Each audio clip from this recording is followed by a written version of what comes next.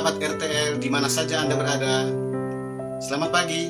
Sekarang ini kita kembali merenungkan kebenaran firman Tuhan dalam 1 Tesalonika pasal yang keempat ayat yang ke-16. Yang menarik perhatian kita saat ini adalah pada waktu tanda diberi.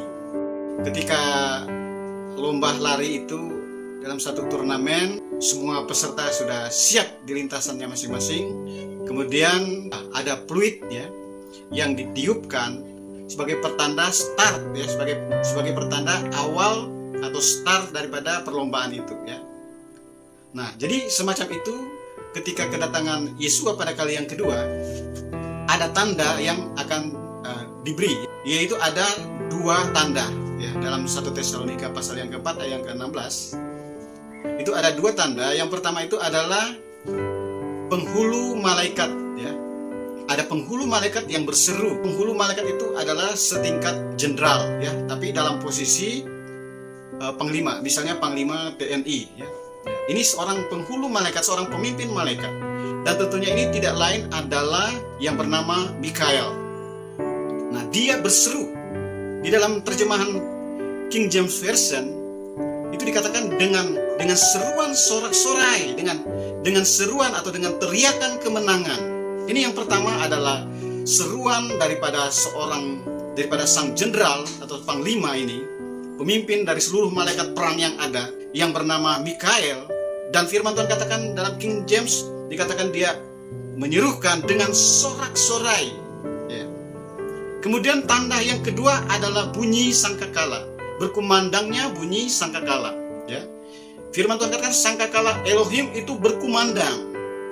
Tuhan sendiri yang akan meniup sangkakala itu ya. Kata firman Tuhan bahwa sangkakala Elohim, sangkakala Tuhan akan berkumandang di seluruh dunia ini. Nah, kita melihat fenomena yang ada ya. Apakah ini satu kebetulan atau memang benar-benar merupakan agenda Tuhan yang benar-benar terjadi, diawali dengan peristiwa pada tahun 2015 ya. Fenomena sangkakala yang berkumandang di seluruh dunia. Hampir seluruh dunia mendengarkan fenomena yang ada ini, dan sampai hari ini belum terpecahkan. Mari kita simak videonya. Dr. Rifki Muhida, peneliti teknik fisika di Surya University.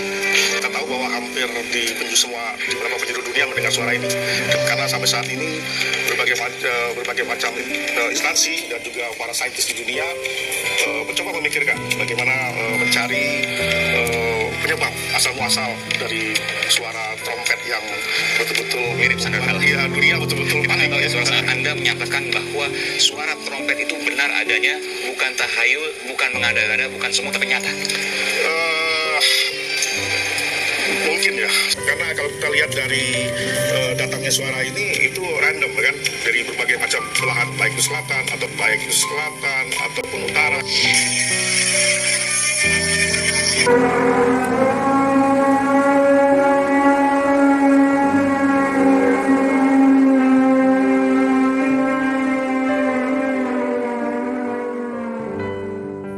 Di dalam Sakaria 9 ayat 14, dalam terjemahan Indonesia Modern Bible, dikatakan bahwa Yahweh akan menampakkan diri ya. Kemudian yang kedua akan melepaskan anak panah. Nah, ini berbicara tentang pelayanan penginjilan melalui udara ya. Anak panah itu berbicara tentang pelayanan udara. Sekarang ini adalah zaman internet di mana semua orang berkomunikasi dan menyimak semua informasi itu dari internet, melalui siaran langsung, melalui siaran tunda, melalui YouTube dan lain sebagainya. Dan itu adalah merupakan aktivitas udara ya. Dan dalam pelayanan penginjilan juga, bahwa ini sesuatu yang sudah menjadi sangat biasa sekali di mana orang melayani melalui udara. Apakah ini satu kebetulan di mana Tuhan juga melepaskan anak panah ya. Dan Tuhan sendiri akan meniup sangkakala dari selatan. Dalam Wahyu pasal 6 ayat yang kedua, di sana berbicara tentang meterai yang pertama yang melepaskan seekor kuda putih di mana penunggangnya itu memegang sebuah busur dan anak panah, dan dia memperoleh kemenangan ya.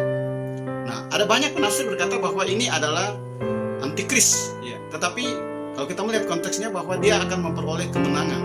Kalau itu antikris tidak akan pernah memperoleh kemenangan. Tetapi ini berbicara tentang penginjilan, tentang pelayanan penginjilan. Seperti yang dikatakan di dalam Sakaria 9 ayat 14 tadi, dikatakan bahwa Yahweh sendirilah yang akan menampakkan diri, ya. Dia sebagai seorang penunggang. Dia sebagai seorang penunggang seekor kuda putih, dan di tangannya ada busur lengkap dengan anak panahnya. Ini berbicara tentang pelayanan penginjilan. Di dalam Matius pasal yang ke-24 ayat yang ke-14, di sana dikatakan bahwa Injil kerajaan itu akan diberitakan di seluruh dunia menjadi kesaksian bagi semua bangsa, baru tiba kesudahannya. Nah, firman Tuhan katakan bahwa Injil kerajaan, ya. Seringkali kita mendengar ada Injil keselamatan, berbicara tentang pertobatan, tentang menerima Yesus sebagai Tuhan dan Juru Selamat, tentang lahir baru, tentang baptisan, ya, tentang keselamatan. Injil keselamatan selalu berbicara tentang keselamatan. Tapi mari kita melihat hari-hari ini, pelayanan penginjilan itu bukan saja berkisar tentang pelayanan keselamatan, tetapi berita Injil itu berbicara tentang topik kerajaan, ya, Injil kerajaan, ya. Kita melihat ada banyak sekali topik-topik tentang berita Injil kerajaan. Apa itu berita Injil kerajaan? Berita Injil kerajaan itu adalah berita seputar tentang di mana Hamasia itu akan mendirikan kerajaannya, tentang pengangkatan, tentang akhir zaman. Itulah berita tentang Injil kerajaan. Dan firman berkata bahwa Injil kerajaan ini akan diberitakan di seluruh dunia dan menjadi kesaksian bagi semua bangsa, barulah tiba kesudahannya. Ini tanda kesudahan dunia adalah pemberitaan Injil kerajaan di seluruh dunia. Dan pemberitaan Injil ini tentunya di dalam Wahyu pasal yang ke-6 ayat yang kedua berbicara tentang pelayanan penginjilan itu melalui seorang penunggang kuda putih. Melalui seorang penunggang kuda putih, dan di tangannya ada busur dan lengkap dengan anak panahnya. Dan dia melepaskan anak panahnya, dan dia akan mengalami kemenangan. Ya. Di dalam Sakaria 9 ayat 14 berkata bahwa Yahweh akan melepaskan anak panahnya. Ini bukan merupakan suatu kebetulan bahwa Yahweh memegang busur lengkap dengan anak panahnya. Dan firman Tuhan katakan bahwa dia melepaskan anak panahnya, dan Yahweh sendirilah yang akan meniup sangkakala dari selatan. Mari kita melihat ciri-cirinya ini, ya. Video tadi sudah kita dengar, kita simak bahwa ini berawalnya dari selatan, ya. Kemudian Yahweh melepaskan anak panah ini berbicara tentang pelayanan penginjilan. Dan kalau kita melihat sendiri fenomena ini terjadi pada tahun 2015, di mana sangkakala itu sudah ditiup, ya. Dan Tuhan meniup sangkakala ini hanya 2 kali dalam 2 peristiwa, yaitu ketika dimulainya satu pelayanan yang akbar, pelayanan yang adalah pelayanan Injil kerajaan, ya. Injil kerajaan juga termasuk di dalamnya adalah pemulihan segala sesuatu di dalam gereja akan dipulihkan, ya. Tentang karunia-karunia di dalam gereja dipulihkan, tentang kuasa, tentang pelayanan, dan terutama adalah pemulihan nama Bapa. Begitu banyak orang sudah menggunakan nama Bapa. Menurut beberapa hamba-hamba Tuhan, bahwa secara resmi itu diawali tahun 2015, ya, secara lembaga gereja-gereja mengumandangkan nama Bapa, menyembah nama Bapa. Karena inilah yang merupakan satu keinginan daripada Bapa, di mana akan tiba saatnya, dan sekaranglah saatnya itu, di mana orang-orang akan menyembah Bapa dalam roh dan kebenaran. Dan secara lembaga dan secara massal itu diawali tahun 2015 dengan tanda peniupan sangkakala, ya. Dan juga ini berawalnya dari selatan, ya. Ini adalah pelayanan yang luar biasa pada hari ini, dan ini adalah merupakan awal daripada tanda kesudahan dunia, ya. Di mana star pertama, di mana diawali dengan sangkakala, dan nanti juga akan diakhiri dengan tiupan sangkakala. Jadi yang pertama diawali dengan pemulihan segala sesuatu, termasuk pemulihan nama Bapa, dan ini adalah merupakan juga jawaban daripada doa Yesua. Dia katakan bahwa Bapa kami yang di dalam surga, dikuduskanlah namamu. Jadi ini urut-urutannya. Yang pertama adalah pengudusan nama Bapa, dan yang kedua itu adalah kerajaannya datang. Jadi sebelum ada kerajaan 1000 tahun damai itu, maka yang terjadi lebih dahulu adalah pemulihan nama Bapa, adalah pengudusan nama Bapa.